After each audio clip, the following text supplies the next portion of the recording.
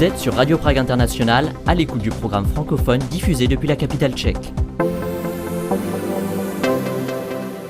Bonjour à toutes et à tous. Radio Prague International célèbre cette année son 90e anniversaire. À cette occasion, nous vous proposons de retracer l'histoire de la station, de sa création dans l'entre-deux-guerres jusqu'à nos jours. Dans ce premier épisode, retour sur les débuts des émissions internationales de la radio tchécoslovaque au milieu des années 30, à une époque où la montée des régimes autoritaires aux portes de la Tchécoslovaquie bouleverse le fragile équilibre européen. Bonne écoute.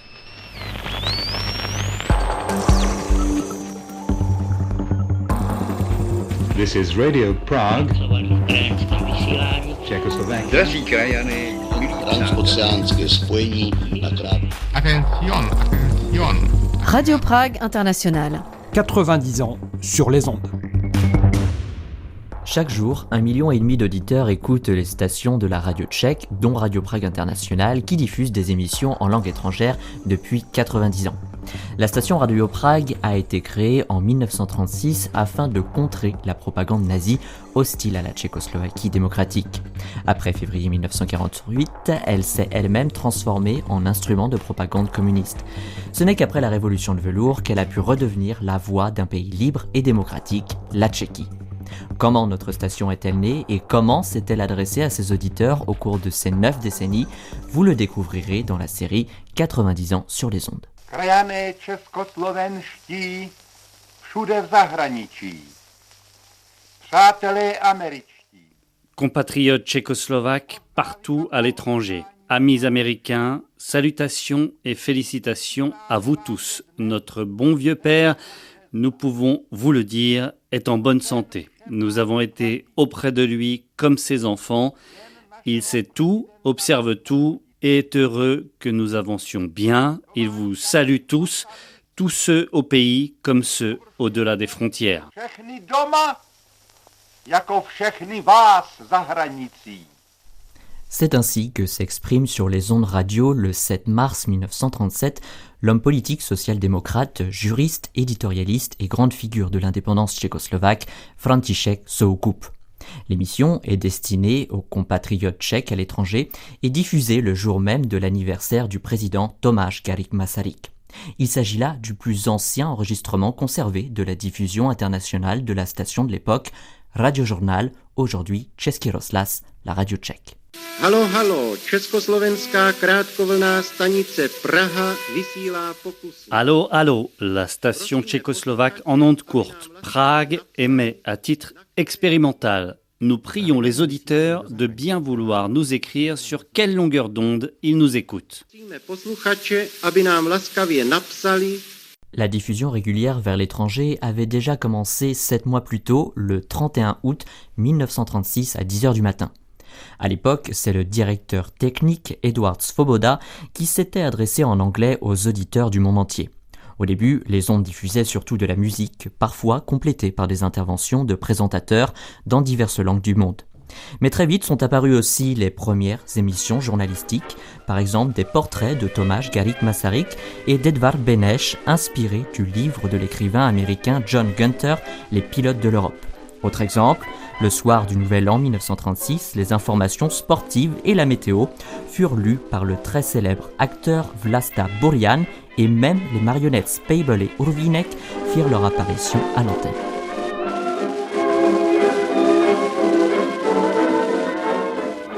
Chtěli jsme se světu představit. Nous voulions nous présenter au monde. Nous tordions ainsi le cou à l'idée reçue, colportée par Shakespeare, selon laquelle la Bohème se trouverait quelque part au bord de la mer. Nous parlions de notre position, non seulement géographique, mais aussi de notre situation politique et économique. On parlait anglais, français, allemand et italien. On s'adressait alors à un monde encore relativement restreint. Šlo nám tedy o dorozumění se světem.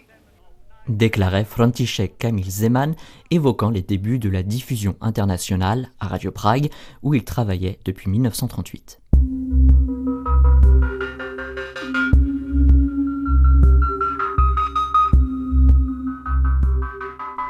Les années 1930 n'étaient pas seulement une époque de progrès techniques ayant rendu possible la diffusion radiophonique à l'échelle mondiale, c'était aussi une période de tensions internationales croissantes.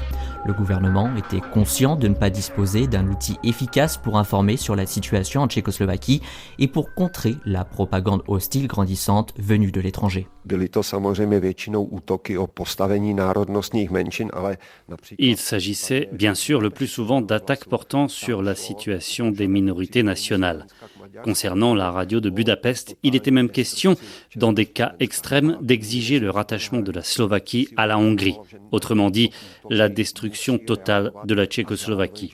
Le ministère des Affaires étrangères était conscient qu'il devait réagir à ces attaques et en même temps renforcer considérablement une communication positive en faveur de la Tchécoslovaquie à l'étranger. Le ministère a ainsi distingué 3 domaines essentiels de son point de vue. Tout d'abord, l'importance d'informer l'étranger sur les affaires tchécoslovaques, sur notre politique intérieure et extérieure.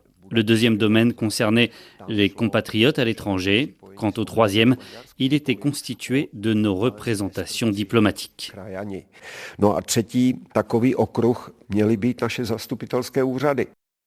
C'est ainsi qu'Ivan Dubovitsky, directeur du département de diplomatie publique, explique les circonstances de la naissance de la diffusion internationale. Le souvenir du premier message en direct de notre station à ondes courtes est profondément gravé dans ma mémoire. Ce n'était alors qu'un simple salut. Nous ne savions pas si vous nous entendriez, ni même si quelqu'un nous entendrait et accepterait la main amicale que nous tendions à tous les hommes de bonne volonté avec une pensée de paix. Je ne saurais vous dire quelle joie nous avons éprouvée lorsque, quelques jours plus tard, nous avons reçu vos lettres nous annonçant avec bonheur que vous nous aviez entendus. C'est ainsi que le technicien Karel Koníček évoquait les débuts de la diffusion internationale. Nous prions les auditeurs de bien vouloir nous indiquer sur quelle longueur d'onde et à quelle heure ils ont capté cette émission. L'adresse est station à ondes courtes, Prague, Tchécoslovaquie. Nous vous remercions.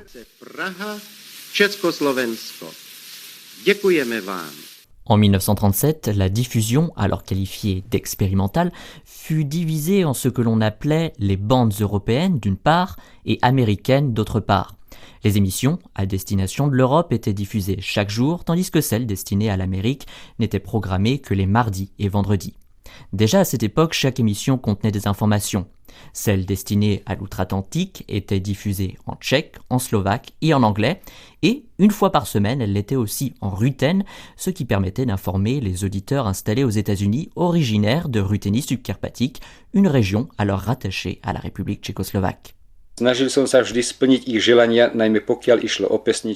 J'essayais de répondre aux souhaits des auditeurs lorsqu'ils demandaient des chansons afin que nous les fassions interpréter ou diffuser. Nous avons même demandé à la branche de Bratislava qu'un membre de l'Opéra du Théâtre national slovaque enregistre une chanson que nous avons ensuite diffusée. Je me souviens aussi d'avoir plusieurs fois joué à l'harmonica au micro une chanson que nous ne pouvions pas retrouver pour nos compatriotes.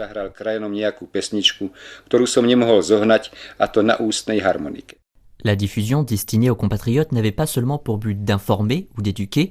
Dès le début, elle était perçue comme un lien privilégié avec la patrie d'origine.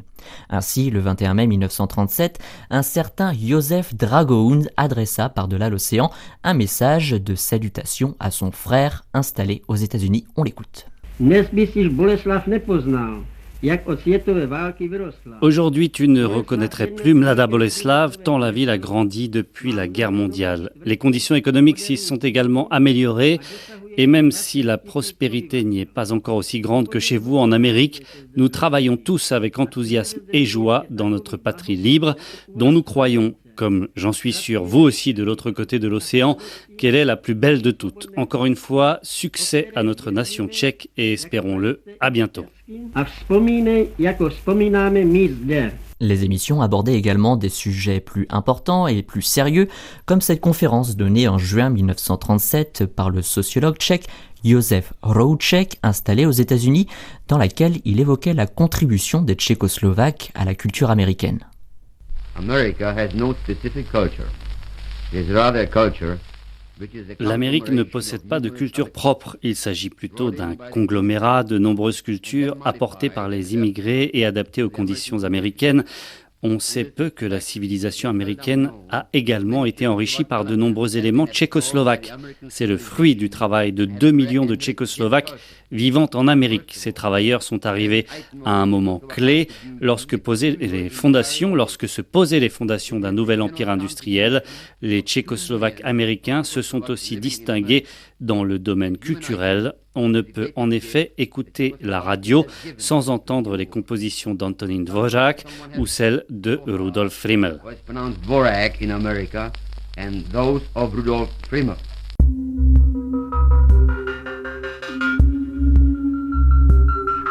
Le 14 septembre 1937, le premier président tchécoslovaque, Tomáš Garrigue Masaryk, meurt.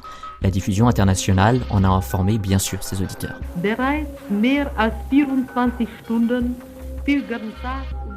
Jour et nuit, d'immenses foules se rendent au château de Prague où est exposée la dépouille du premier président de la République tchécoslovaque, Tomáš Garrigue Masaryk. Les larmes aux yeux et peinant à retenir leurs sanglots, des dizaines de milliers d'hommes, de femmes et d'enfants défilent devant le catafalque. Dans la capitale, Prague, les préparatifs des funérailles du premier président de la République, qui seront véritablement royales, touchent à leur fin. Das im wahrsten Sinne des Wortes königlich sein wird, beendet. On met dans la capitale la dernière main aux préparatifs des funérailles du grand disparu, lesquels seront dignes de la haute et noble figure que nous pleurons aujourd'hui. Le château des rois de Bohême a pris une funèbre parure de crêpe. Le dallage de la grande avant-cour a été recouvert de drap noir. 2 gigantesques mâts de même couleur tremblent au vent et, en travers de la cour, s'érige un sombre baldaquin. Les églises pragoises, les 1000 tours et clochers de la ville de Prague sont funèbrement ornés d'étendards de deuil. La station du président Wilson, elle aussi, est toute revêtue d'ornements funèbres. C'est de là, en effet, que, mardi prochain, le président Masaryk partira pour son dernier voyage au petit cimetière de Lani. Toutes les façades des palais de la ville sont cachées par des tentures noires et ornées d'initiales au nom de l'illustre défunt. Il n'y a, pour ainsi dire, pas un édifice où n'apparaisse point une oriflamme endeuillée. Dans les rues, nombreux sont les vêtements de deuil. Presque tout le monde porte des insignes tricolores tchécoslovaques, adornés d'une médaille au trait du président libérateur. Un grand nombre d'autos portent des fanions noirs. De même, toutes les autres villes de la Tchécoslovaquie ont pris une apparence de grand deuil. Le jour des funérailles, mardi 21 septembre, la vie quotidienne s'arrêtera pour quelques heures dans toute la République. Les magasins fermeront, les usines cesseront le travail durant 2 ou 3 heures afin que les ouvriers puissent suivre le déroulement des cérémonies funèbres, lesquelles seront radiodiffusées. La veille des funérailles, le lundi, flamboieront aux frontières des feux funéraires qui seront entretenus durant toute la nuit de lundi à mardi. L'affluence des citoyens venus de tous les points de la République pour assister aux funérailles ne cesse d'augmenter. On estime que le jour des obsèques, la population normale de Prague se verra augmenter de plus d'1 million de personnes. Aussi se pose-t-il une série de problèmes relatifs au transport, à l'hébergement et à l'approvisionnement de ce surcroît provisoire de population. Tramways et autobus circulent toute la nuit.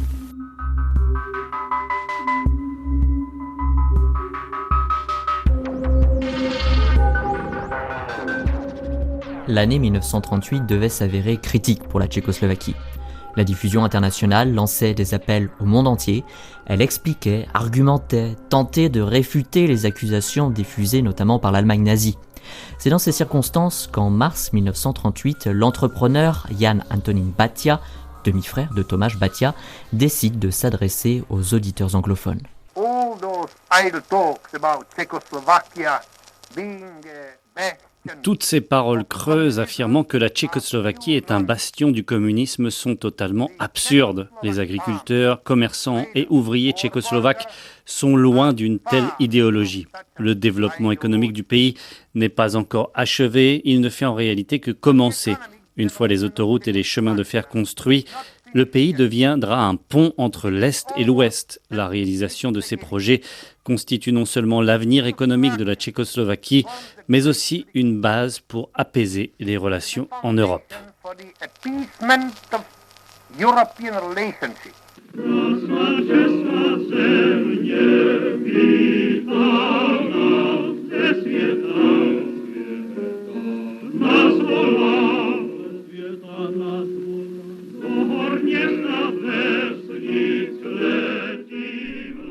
Un autre symbole fort de détermination et de résistance a été le 10e rassemblement du Sokol, auquel ont participé, en juin 1938, des membres venus également des États-Unis. Leur présence a été perçue comme une manifestation de solidarité nationale et de soutien à la République tchécoslovaque en des temps difficiles. Dans un message diffusé par Radio Prague, Miroslav Klinger, haut responsable du Sokol, sportif actif et participant aux Jeux Olympiques, s'est lui aussi adressé aux compatriotes américains.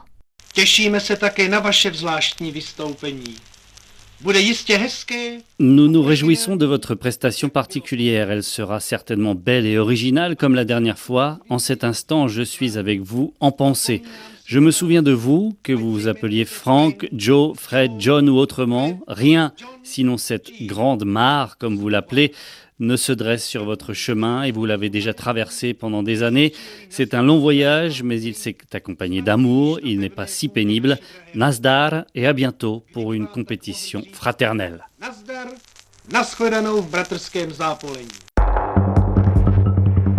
Les attaques de l'Allemagne nazie contre la Tchécoslovaquie s'intensifient au cours de l'année 1938. Le combat idéologique se déroule aussi sur les ondes radio. La propagande nazie n'hésitait pas en effet à recourir aux mensonges et aux demi-vérités.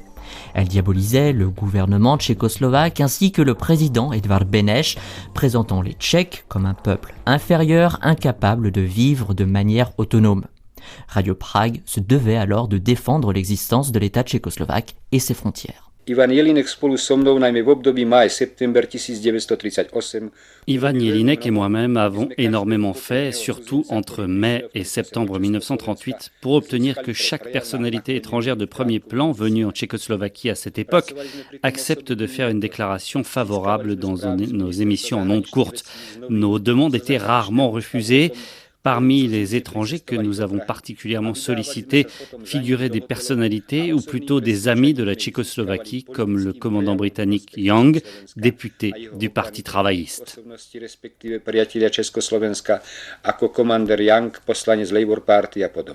Se souvenait en 1964 l'ancien rédacteur de la diffusion internationale Julo Horvat. Hello, Prague, Czechoslovakia calling. Good evening, ladies and gentlemen. Lieutenant Commander Edgar Young, the well-known British publicist and politician, will now give you his impressions of the Czechoslovak Republic.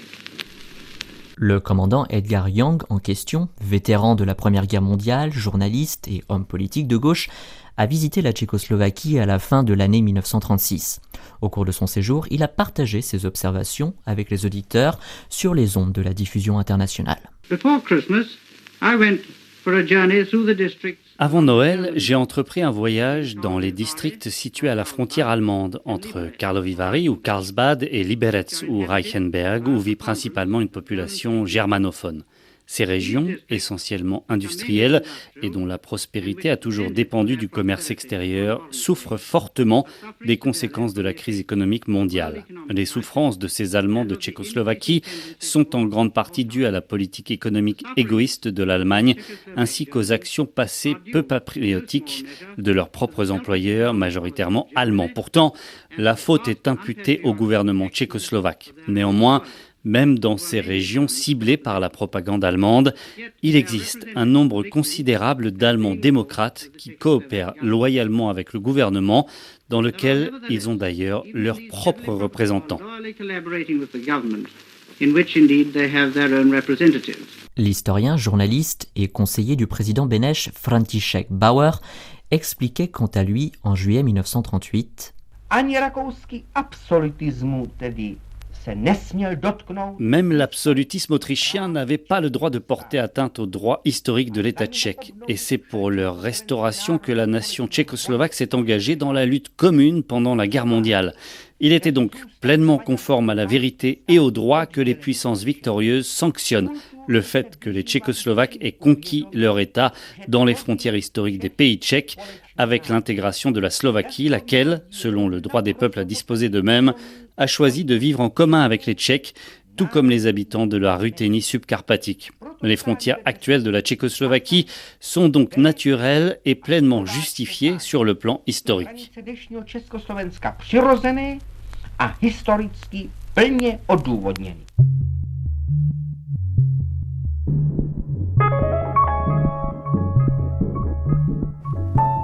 Dans leurs attaques contre la Tchécoslovaquie, les nazis exploitaient abondamment la question dite des Allemands des Sudètes, en invoquant une prétendue oppression et violation des droits des populations allemandes. La position tchécoslovaque, quant à elle, était défendue notamment par le député social-démocrate Wenzel Jaksch, bien qu'il fît lui-même partie de la minorité des Allemands des Sudètes. Durant ces mois cruciaux, il adopta une position pragmatique. C'est ainsi qu'il s'exprimait sur les ondes de la diffusion internationale quelques jours seulement avant la conférence fatidique de Munich. Les Tchèques et les Allemands ne peuvent pas s'exterminer mutuellement. Chaque nation a ses défauts comme ses qualités. Il faut trouver une formule de coopération honnête et pacifique entre les nations, et pas seulement dans notre pays, mais dans toute l'Europe. Unissons toutes nos forces pour empêcher que nos régions frontalières ne deviennent une cause de conflit, voire un champ de bataille. La terre sur laquelle vivent nos peuples nous a été donnée par le destin. Faisons-en un pont entre les nations allemandes et slaves.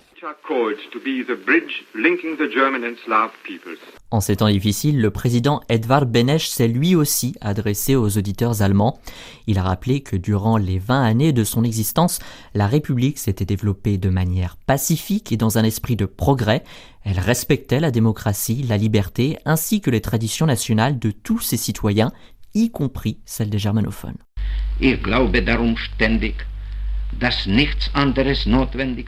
Je crois toujours que, pour trouver un terrain d'entente, nous n'aurons besoin que de force morale, de bonne volonté et de confiance mutuelle. Je crois au véritable désir du peuple allemand de paix et de coopération.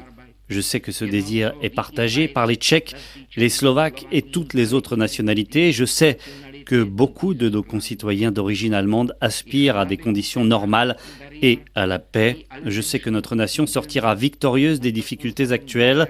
Soyons donc tous remplis de la conviction que nous surmonterons ces temps. Je vous salue et vous remercie.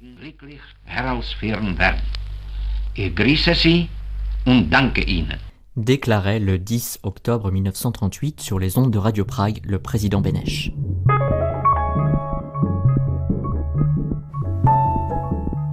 Malgré la bonne volonté du président tchécoslovaque, la crise internationale touche à son paroxysme. À Munich, les représentants de l'Allemagne, de l'Italie, de la France et du Royaume-Uni décident que la Tchécoslovaquie doit céder ses territoires frontaliers au Troisième Reich nazi. Le 28 septembre, à la veille de cette rencontre historique tristement célèbre, Radio Prague informait.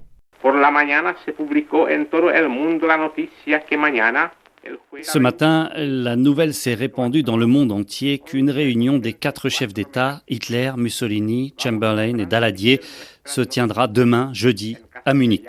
Tous les événements montrent que les efforts de Chamberlain pour sauver la paix sont réellement immenses et que la Grande-Bretagne y consacre une énergie gigantesque.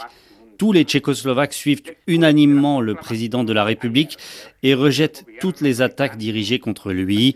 Il confirme que toute la nation tchécoslovaque est prête à résister à quiconque tenterait d'attaquer l'indépendance de notre État.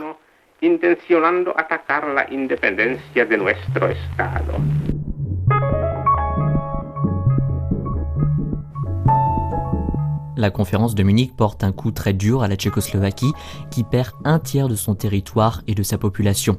Elle engendre surtout une profonde déception et désillusion qui ont marqué le caractère de ce que l'on appelle la Deuxième République. L'atmosphère, peu après Munich, a été décrite sur les ondes de la diffusion internationale par le journaliste britannique John Griffin. Prague is a sad place now, but not a dangerous place. Prague est aujourd'hui un endroit triste. Non, il n'y règne ni danger ni malaise. La nourriture y est abondante et aussi bonne que d'habitude. Surtout, il n'y a aucun signe de pression contre les Juifs ni d'explosion de chauvinisme.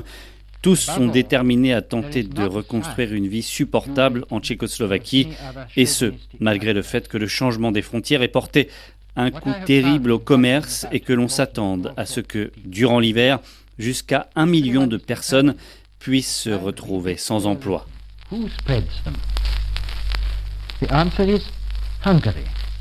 Peu après Munich, Józef Martínek s'est adressé aux compatriotes à l'étranger.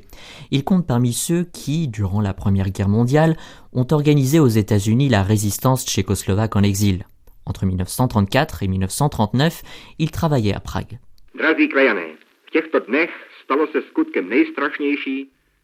Chers compatriotes, ces jours-ci a eu lieu l'un des événements les plus terribles qui puissent nous frapper en dehors de la guerre.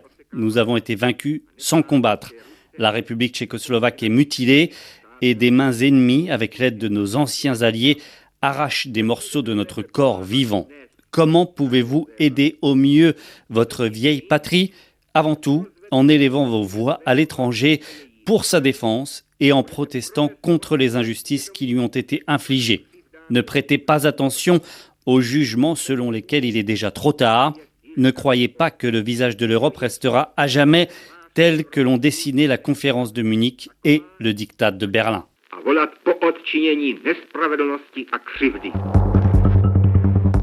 Clamait sur les ondes de la diffusion internationale Józef Martínek. Il avait raison, quelques mois après Munich, l'armée allemande entre dans ce qu'il reste de la Tchécoslovaquie.